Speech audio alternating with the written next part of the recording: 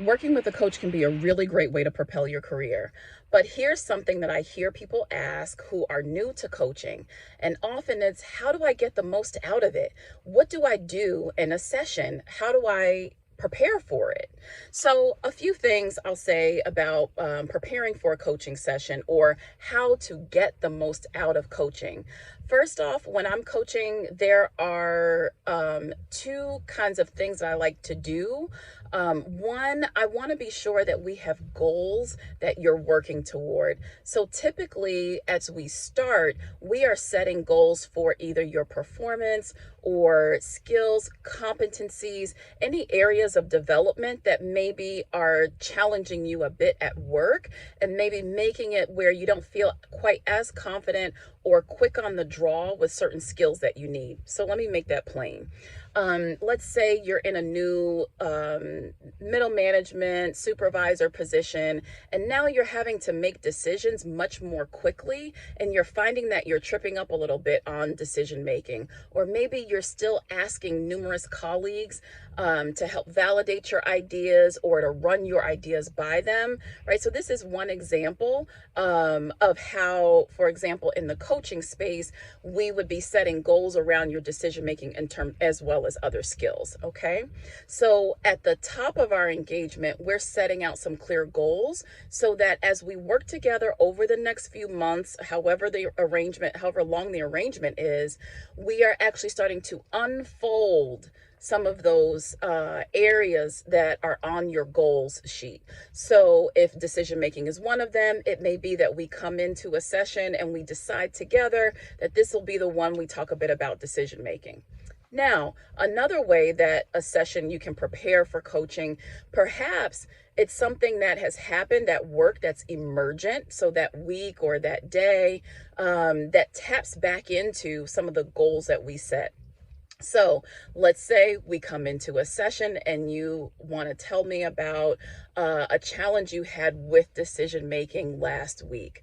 And we kind of walk through what happened, where you got stuck, and we pull back on some of the skills that we know help with decision making to make good decisions fast, right? So in that scenario, it may not be that we've set out that this is what we're going to talk about this in this session, but there's something emergent that ties back to your goals and ties back to your success and your role that you really want to bring forth in the session. So the main thing here is to say, for me, when I am working with clients, we're really working from a position of what goals have we set at the top of our engagement of working together, and then we are allowing those to unfold in each of the coaching sessions where we pick one topic for one session, or we kind of flow between topics as is relevant for what's coming up for you at work. So what I want to suggest here is that some of this is organic and free flow that we create together in the session. And some of it is also drawing from what we created at the top of us starting to work together. Right? So this way we know that we've got a guide. We're not just coming in and you're just brain dumping from what happened that day at work and it becomes a complaint fest. Who's paying for that? Right? Instead, what it is kind of co-created session where we're guided by your goals and we're guided by where you're trying to go. So the next thing I will say about this with coaching is it is not necessarily prescriptive. What do I mean by that? So let's take this same example of decision making. Maybe decision making is the area where you're feeling challenged. It is not for me to come in and teach you about decision making.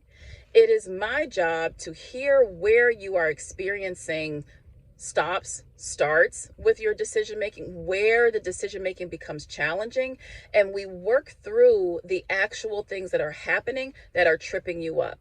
Now, keep in mind that as your coach, why you have chosen a coach who is strong and has a lot of experience in this area is because I'm going to draw on research. I'm drawing upon leadership frameworks. I'm drawing upon best practices. I'm drawing upon literature, right? To better understand and better ask you questions, and also to better support you as we're thinking about how to help you cross this hurdle of decision making. So why do I say this? Because it's not just simply advice giving, right? You can go to a friend and they'll tell you one or two things about how to make a decision, but a coach should be well versed in the questions that will guide you to the right kind of path for you, a customized path for you about why you are having challenges with decision making.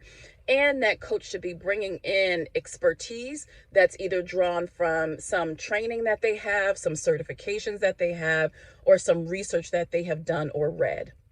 So this is how together we help to have powerful, meaningful coaching sessions that are not just us talking about issues, but where you're now given some real tools that you can go back out in the world and practice next time you're having challenges with this. And I will say, sometimes in coaching, we'll role play or we'll scenario play. So that way we can also get a little bit of practice before you have to go out into the real world and actually do these things. So I hope that helps a little bit to say what happens in coaching sessions and how can you get the most out of them. It's not that you have to come with a huge list of things to do. Your coach really should be helping to prepare you with a set of kind of plans that will help move you through the topics that you need that are specific to you to help you be the next level leader that you're looking to become.